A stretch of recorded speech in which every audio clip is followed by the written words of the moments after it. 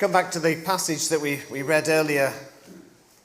What or who is most important in your life? If someone was to ask you to answer that question briefly, what answer would you give?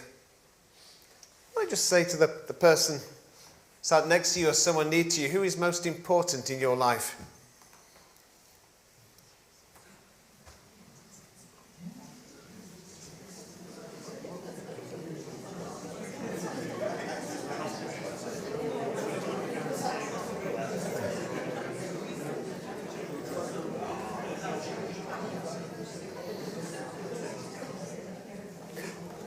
Good. Now I'm hoping that quite a few people will have mentioned about family. Maybe some people have mentioned friends. I think that's a pretty easy, safe thing to guess. And how special and important that is, those people. And never take those special people for granted that you have in your life. Because it does really, really matter. Because sometimes when life's going well, and we're busy, that can happen sometimes. There are also other times when there's individuals who cross our pathway. Maybe even only a short time. But they can have a profound impact on us, even if it's only in a small way. I remember years ago, I only met this guy once. But it was at the end of a tough week. And that particular day was a really tough time. And I was there in a room on my own. And this guy, Ernie, comes in. He knew what I was going through. He was a giant of a man. He was over 6 foot, muscular frame with a big beard. And he comes up to me with tears in his eyes. And he gives me a giant bear hug and says, "I'm sorry." And was incredibly comfortable with the silence. He didn't say more words. There weren't more words to say in that context. I've never met the man since. That's at the end. That's in 1987. Sometimes, very occasionally, I've wondered what happened that our paths crossed all those years ago. You will have those people in your life who in those small ways, in those special moments, were there for you. Now, there can also be things that are important, things that are special. You maybe have letters from someone who's died in the past. Or mementos you got, maybe a sports star. See tennis players at the end of matches at Wimbledon chucking bits of their kit into the crowd. Or football players giving shirts. Or other famous people giving gifts. And these things can be special. They're not a great monetary value necessarily, but they're special to us. And Jesus tells these 2 short stories to ask a simple question about what or who is most important to us. Because in life we can sometimes lose our focus. So the first one, the treasure hunter's dream. Now, it's not the persons with the metal detectors. That's been quite a thing in the UK over the last 50 years. People going around, and there's been some amazing discoveries. And the Sutton Hoo discovery of Basil Brown in the 1930s is one of the best. From the 600s, an Anglo-Saxon burial ship buried full of treasure that's in the British Museum if you want to see it. But it's not like that. Or even like the Dead Sea Scrolls that the Bedouin shepherd boy found in 1946 and 7. This was a picture of ordinary life in the Middle East. Life was very fragile. No police or security. The rabbis advised if you wanted to put your valuables in a safe place, you buried them. Armies came through and devastated areas, and without warning you could lose your stuff. The problem is you couldn't put a sign up saying, "Here it is, because somebody else could notice and spot where you'd buried your treasure. So it's a bit tricky. And that's why stuff could be found later, because people couldn't dig it up themselves, or maybe they'd passed on and hadn't told the family where the treasure was. But we're not talking of something as special as the Sutton Hoe or similar things like that. It was coins, probably a little bag of coins that the person had put for security, that were valuable. A treasure that was important, that could be life-changing, as it would be for the person in this story. They didn't know the value of the treasure. But suddenly, something special happens. So it's imagining the farm worker is ploughing with the wooden plough and the oxen and hits a bump in the field. Now, 9 times out of 10, it's going to be a little stone. So you put the stone aside. Maybe you find in your garden the odd little stone that you need to move aside. You're thinking, I've dug this bit many times and I don't remember stones in this place. But you move them. But this was not a stone. It was something that would be life-changing for the person in the story. And life has those opportunities, because it's not a level playing field. Our children go to school from a variety of backgrounds. Some have had education and learning to read and study, and others have not had the same support to begin with. We have various levels of intellectual abilities or artistic abilities or sporting prowess. Opportunities are not the same. Some people get a break and others not in particular places. Big opportunities can be rare for most of us, and we'll all have times of struggle, times when things really are tough. But in the moments of opportunity, can we take them? Some years ago, the son of someone I know quite well, though I've not met him for some years, he was a window cleaner. And he saw an advert for a financial services job in the City of London. They were looking for someone who had experience in finance and had qualifications in the relevant financial field. He wrote back and said, "Don't have any qualifications, no work experience, but I'm your man. Just give me a chance. I can do it." They were intrigued by this young man in his early 20s who'd applied for the job, and they called him down to London for an interview. I know his dad well. It's a family full of amazing confidence and abilities, some of which are justified. He talked his way into the job. And the last time I heard, after about 3 or 4 years, was doing remarkably well in the job, presumably after some training. I don't know how it worked. Now, most of us may not have that level of confidence to talk our way into something completely different like that. But Jesus' story was not about seizing work opportunities. It was about faith in God, about trusting Him with our lives and saying, "God, I don't know quite how this is going to work out, but I'm willing to trust you with my life." And circumstances might not go as I planned, but I have confidence in you that you will bring things together. You'll work through what's happening. In my previous church in 1997, we had a week of mission. 8 frenetic days of activity. Events in the morning, afternoon, and evening.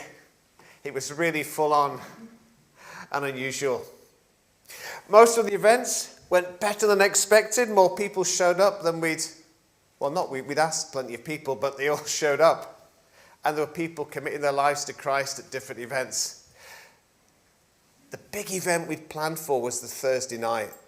More money had put in, more effort, more advertising, and we'd used the main sanctuary for that. But that night, the attendance was poor. Almost all were Christians who'd come to support the event. And the evangelist gave the message, and I was thinking, is there anybody here to respond at all who's not already a Christian? Unknown to me, sat at the back of the church was a young man in his 20s, Vincent. He'd seen the advert, he'd walked into the church, not a church attender.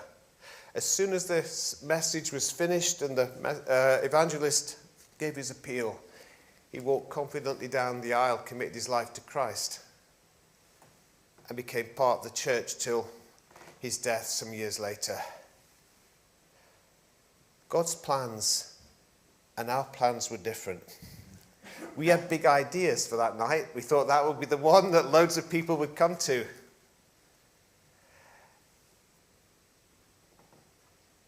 The event that loads of people came to was a junior coach at a football club that I'd never heard of. That all these guys in the community showed up, a hall full of men who were unchurched. That was amazing. None committed their lives to Christ at that particular event where we had that big turnout. But this night, it was Vincent that God had planned to bring to faith. For those present who were already believers, the challenge Jesus gave to them and to us was about dedication to Christian service. The treasure of the good news of the gospel. Do we realize how precious it is? We know it in our heads, but when we really grasp how precious it is, it affects our choices. It affects our passion for living the gospel well.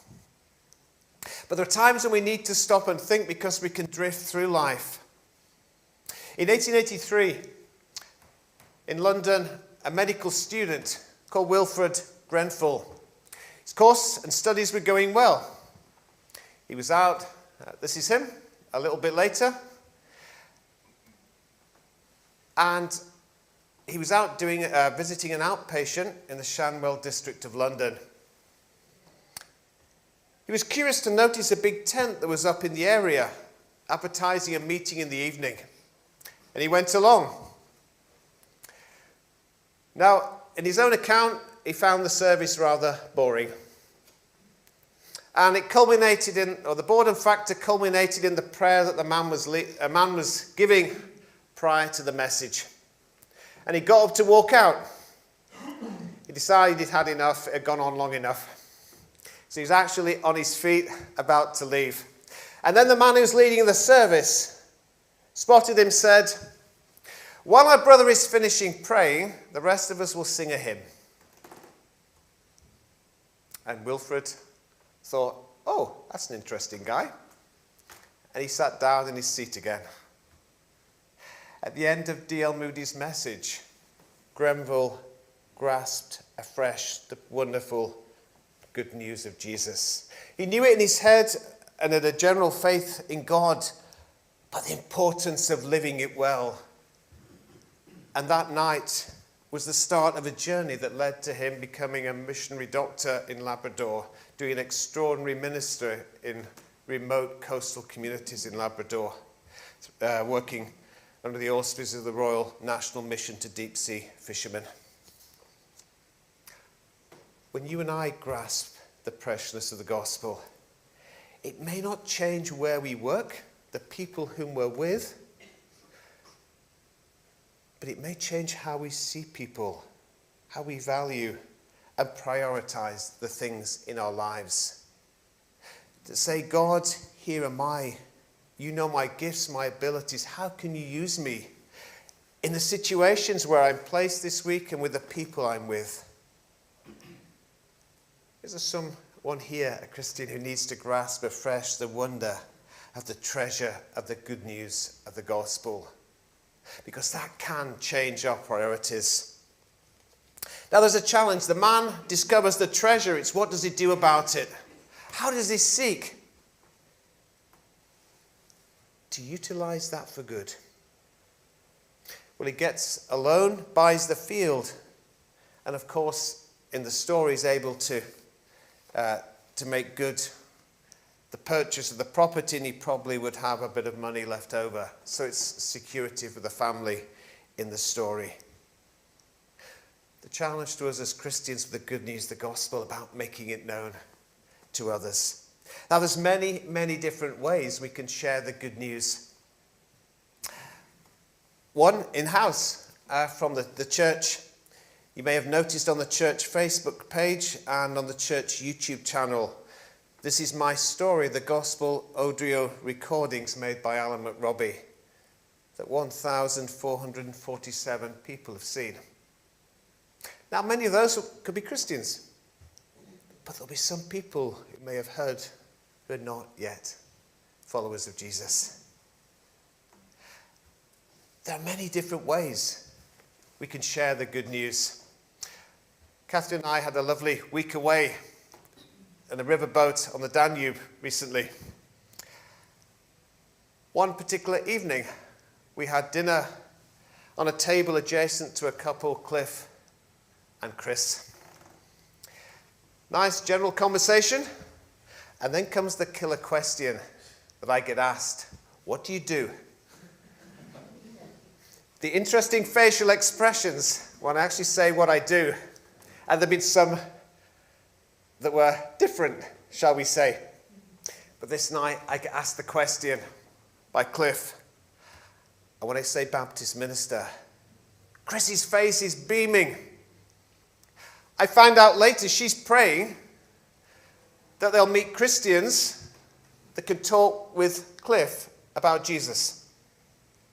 Cliff's got questions he wants to ask, but he's not going to open up until he feels it's a safe place to ask questions. He's a retired scientist, and he's got questions about the reliability of the Bible. And thankfully, most of the questions he asked me, I was able to give the answers. Others I had to say, well, I don't have the answers to those ones, but I trust God that he knows. How God could use you this week to be a witness for him may not be something you even planned. I prayed before we went on the holiday with a group of strangers that I'd have an opportunity to share something about Jesus with someone on the trip. I didn't know who that was going to be. But to think a man sat on the table next to me is firing questions at me over about a 30-minute period was brilliant. Genuine, heartfelt questions. They were not trick questions or challenges. They were heartfelt questions that he wanted answers to because he was searching. And we're going to keep in touch. We realize the importance of the treasure and say, God, this is special. Help me to get alongside people who need to know you or I can encourage in their faith. The second story, the businessman's ambition. There's a businessman. He's focused on his business and he's growing the pearl business. And he's expanding into ever more expensive pearls. And he wants to get to the very top to have the very best pearl business. Now there are these guys who've really achieved great things in their businesses. The Bill Gates and Steve Jobs of this world. And the Richard Booths of this world. How many of you have heard of Richard Booth? Whose biography came out last week. Great, well there's one hand's gone up. If I tell you what he's done, I think more people will know about him but didn't know him. His vision was to have the biggest second-hand bookshop in the world. The most books for sale. Not that he actually read that many, life was so hectic. His staff said he didn't have time to read very much. He bought a little bookstore, well, a little shop that he turned into a bookstore at a place called Hay-on-Wye. And now a lot more people will know. He bought up lots of buildings, set up more bookshops. and it's the biggest book community of about 40 businesses today. His passion, his vision was to have more good quality second-hand books for people to purchase than anywhere else in the world. And he achieved that goal. What is it that motivates you today? What is it that gets you out of bed in the morning to embrace and seize the day? Walter Scott, biographer of Napoleon Bonaparte years ago, famously said that when he found the checkbooks of Napoleon, he found the heart of the man, what he spent his money on.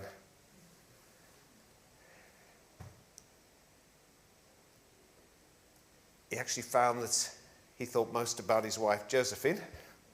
So that was good. And on the future of his dynasty was the second thing. Wealth and power were not his motivations. Now, an exercise you might want to try, or maybe not, it might be a little bit of a challenge. Take an average week. And the hours, divide up the hours you have spent on particular things. And have a look at what's been of particular importance and taking up that time. There's some obvious stuff, not least sleep. But what we think in our heads is most important may not be what we give our biggest priorities to in terms of time. And if you're really brave, maybe even share your results with someone close to you. And the sacrifice. The businessman staked everything on getting his deal done. He had to have that pearl, and he got there. Now, there can be a cost to succeeding in a business. But what's your pearl of great price? What is it that you're prepared to say, this really comes first in the way I live my life? 19-year-old Fred Charrington was walking down the streets of London. He'd become a Christian some months earlier and was really passionate about telling people about Jesus. He's not from a Christian family. His family thought he was a bit odd. They were doing very nicely, thank you. They were millionaires and had a big brewery business. He's walking down this street and he notices a man and woman having an argument. She's in tears. She's there with the kids pleading for money to buy food because they're starving. The husband is going to spend the money in the pub. And he hits the woman, and she's knocked senseless onto the floor, and he goes into the pub. And Frederick's seen what happened. But what he sees more is the name above the pub, Charrington. His family owns that chain of pubs and the brewery that goes with it. They were making a fortune, and they saw in the East End of London the misery that had come about through the product his family was selling. He went home to have a conversation with his parents, which didn't go well. He was cut out of the will. This is not immediately, but over the next months and years, he was cut out of the will. But it changed his life. He spent the rest of his life in the East End of London. He set up the Tower Hamlets mission and working with people on the margins. The life of privilege he'd lived. He couldn't live comfortably that way when people were in so much need. Jesus said, what does it profit a person to gain the whole world yet forfeit their soul? What's most important? In the middle of the 20th century, a group of young couples went from the US to Ecuador to share the good news of Jesus with a remote Indian tribe. The men were sadly killed. The native peoples were afraid of them. But after he died, in Jim Elliot's diary were found these words: "He is no fool who gives what he cannot keep in order to gain what he cannot lose."